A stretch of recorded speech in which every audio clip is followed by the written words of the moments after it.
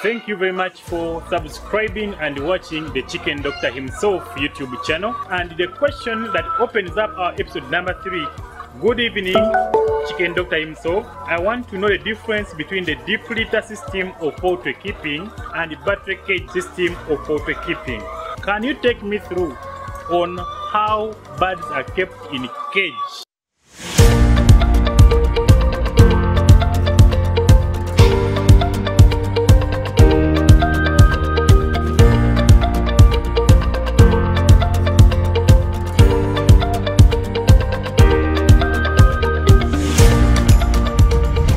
This is episode number 3, and the question that opens up our episode number 3 came from Annette of Kalaji. Annette of Kalaji was asking, she said, good evening, Chicken Doctor himself. I want to know the difference between the deep litter system of poultry keeping and the battery cage system of poultry keeping. He went on and said, I have been keeping birds under deep litter for some time, but I don't have any experience in keeping birds in a cage. Can you take me through on how birds are kept in a cage?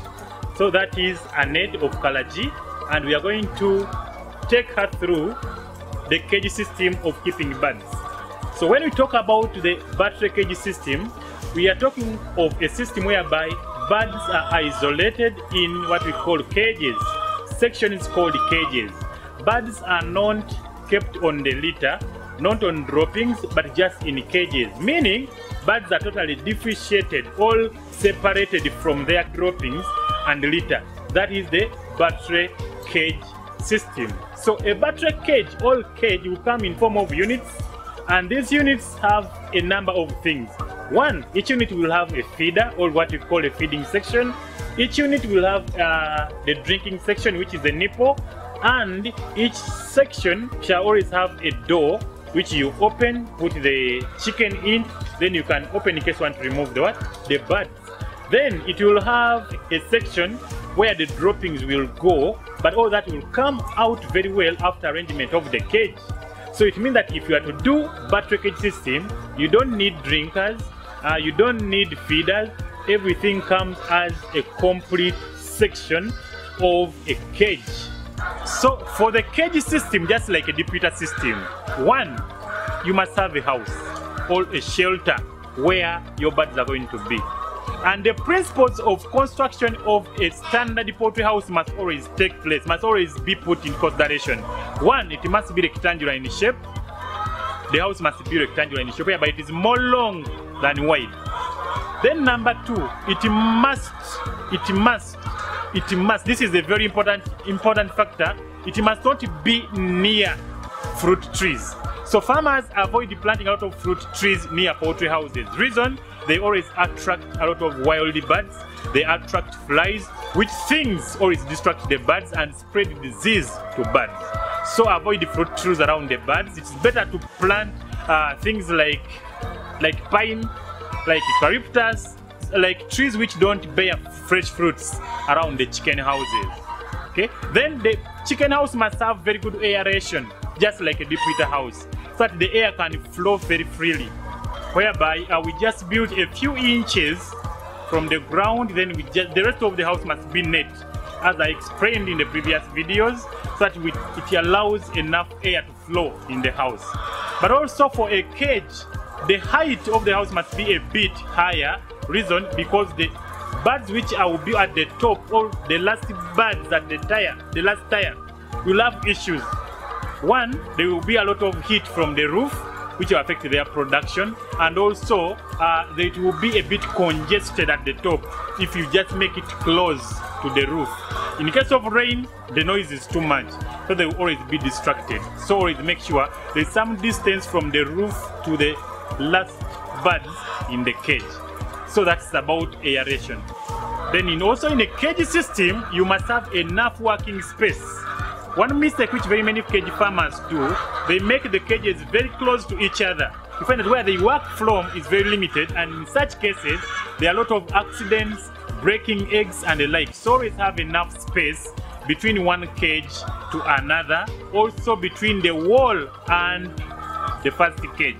So that space is very, very key for any farmer. So as you are planning your houses, when you are planning the space, make sure there is enough middle space between 2 cages and also space from the wall to the cage. In most cases, we use 1.5 meters at least from the wall to the first cage, and also we use around 2 to 4 meters from one cage to another, depending on the space you have as a farmer. So if you have enough space, if space is not a problem, you make it as big as you can.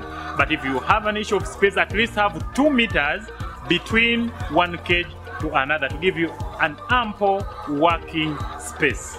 So what happens is you must be ready for some of the problems and some of the advantages of a battery cage system. One of the problems we face in the battery cage system is the issue of wastage or the droppings. So the droppings, not like deep litter whereby the chicken droppings will be mixed with the litter and at the end of the day you take them out.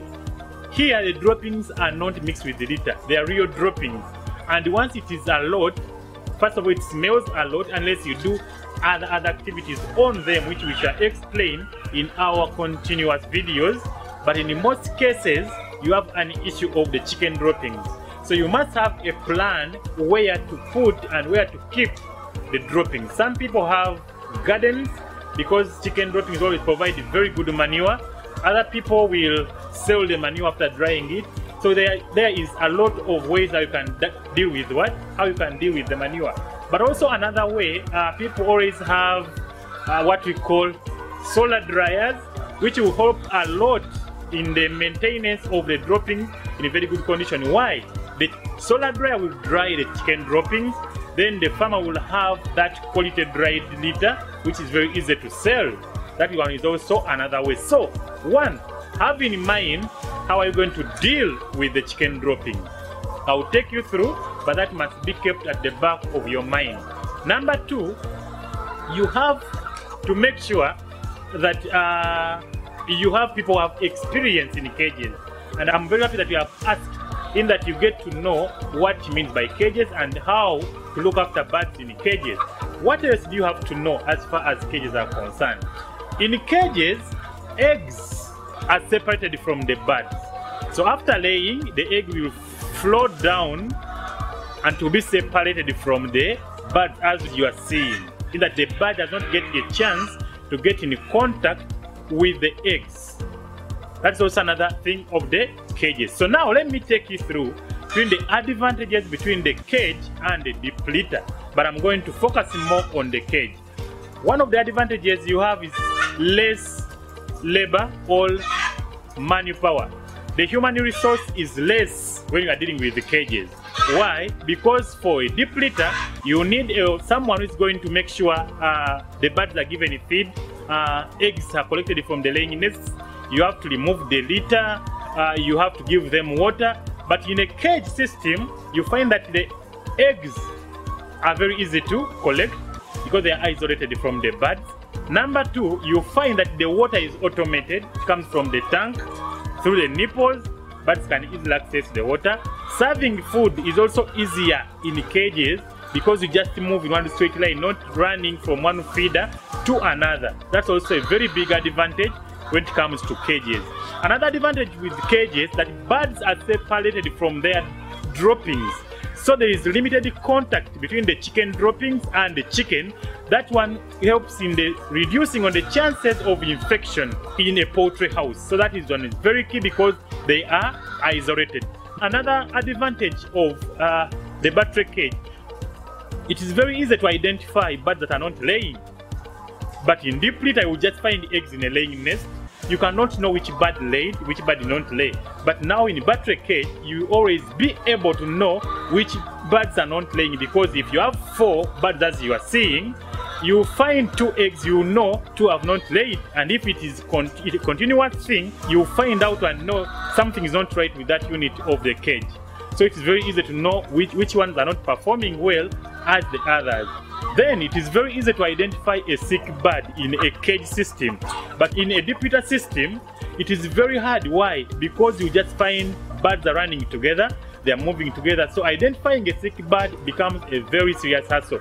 But in a cage, it's very easy to see a bird that is not fine and you identify it. That one is also a very big advantage when you come to cages.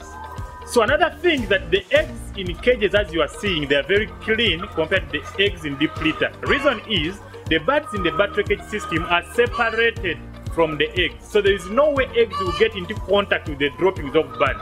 But in a deep litter, a laying nest has very many birds, and the birds are in contact with the droppings plus the eggs. So it's very easy to have eggs soiled by the droppings and hence giving you dirty eggs in case of a deep litter setting.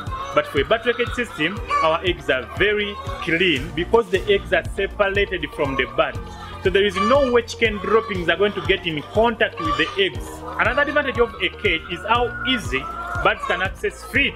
There is less competition compared to the deep litter, because here a section of birds receive their own feed and they eat the feed. But in a deep litter, if you don't have enough equipment, you're going to find a very serious problem. Why?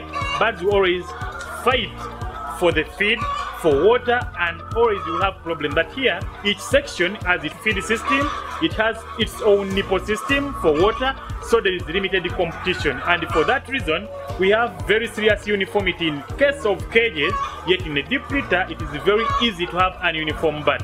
So that's also another advantage of the cage system. So, let me take you through some of the disadvantages of the cage. One, droppings. The droppings are not as favorable as the one of deep litter. Number two, sometimes we have what we call cage paralysis, whereby once in a while we can have some few birds which are a bit weak, with weak legs, as you are seeing. But also sometimes you can have a bit higher chances of having some eggs broken, especially if the calcium levels are low, though also it happens in deep litter. Another disadvantage is the price.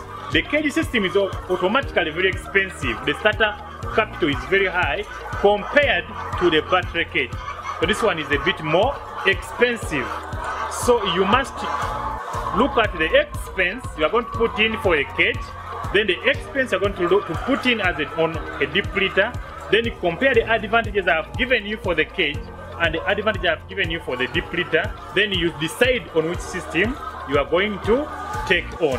Another advantage a bird tray cage has over a deep litter house is the low existence of vices. With vices, I mean bad habits in poultry, like egg hitting, feather pecking, vent pecking, and the like. So if you are in a cage, these are minimal compared to deep litter.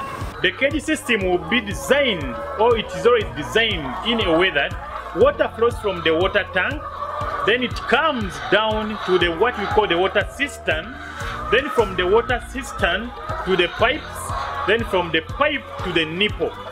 So the whole line of that cage system must be very clean.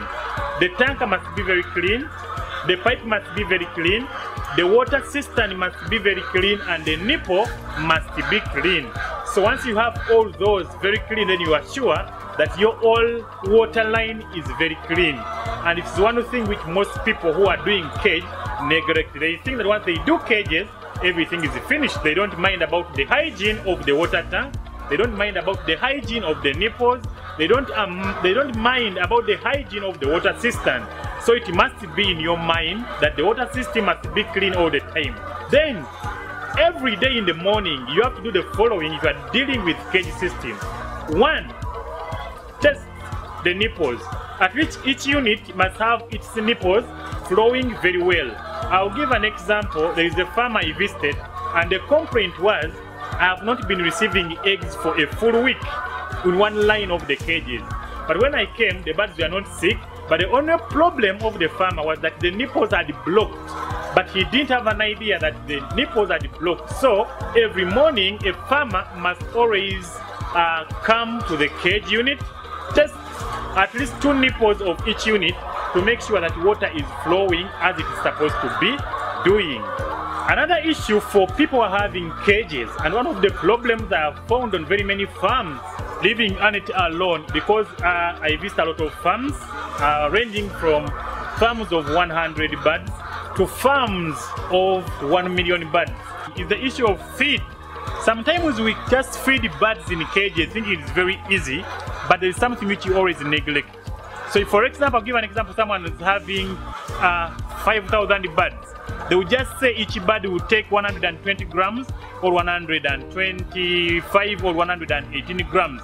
That's an example. Then they multiply by 5,000 birds. They get a total number of feeds the birds are supposed to eat. Then they will serve the birds. So sometimes also you find an issue that birds are going to eat unequal amounts. So what you have to do as a person you're dealing with cages, always count the number of birds on each line of the cage. Then after counting the number, not the amount of feed you must serve that line. If you don't do that, you get it wrong. Why? You are going to end up giving more kilograms to some lines and less kilograms to other lines. So for the lines which have received excess feed, they will eat and have the problems of overeating in birds. And for the birds which are eating less, are going to have the issues of eating deficiencies or limited feed. So always count the whole line. After counting the whole line, calculate the feed they're supposed to eat by multiplying the grams you are serving each bird times the number on the line, then serve that line. With that, you're going to make sure that your birds are eating the same amount of food. Another thing you must look at as far as feed is concerned, always level the feed, especially for those without automated systems of feeding. Level your feed to make sure that birds are always not wasting feed and are also eating equal amounts of feed. So make sure that point is taken care of as far as cage is concerned. Then about the eggs, very many people think that once they have cages, they can leave eggs for like even a week so that they fill the place that they just come once and collect. I've seen examples whereby I knew of some farmer who had only 2 workers looking at 25,000 birds. But what he used to do, he would leave the eggs for like a week, then he comes on the weekend with the children, they collect the eggs. But that is not right. Even if it's the cage system, you're going to have a lot of damages just because of that. So always do regular collection of your eggs. One, it is going to reduce the amount of damages you get from the cage, and also it is very easy to monitor the birds in terms of production, in terms of disease and other things. So at least remove your eggs 2 times a day to make sure that each day you record the number of eggs you have received from your cage for easy monitoring of production on a daily basis. Just like the deep litter system, also the battery cage system, you must have good biosecurity measures. And for biosecurity, you must have a disinfectant where you step in or get sprayed before you get access to your house where you have cages. And also record keeping. It is always advisable to have boards within the house. For day-to-day record keeping, you must know cage A produces this amount of eggs, cage B produces this amount of eggs, cage A had these mortalities, cage B had this number of sick birds. So your records must be very well elaborated on a board which is inside a chicken house.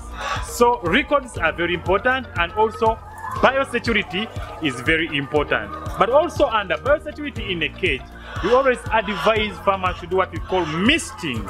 So misting is very, very key as far as poultry farming in terms of cages is concerned. This is a very big problem. Very many farmers think that once they are in cages, disease is not an issue.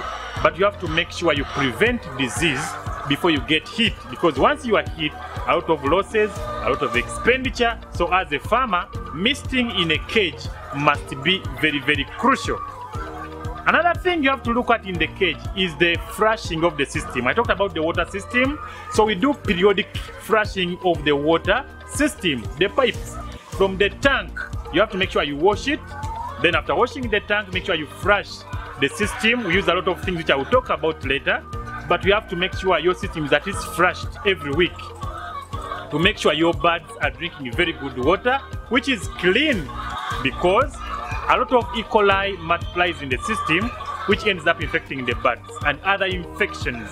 So the hygiene of the water which birds are taking must be key, but everything must be at the back of the mind of the farmer.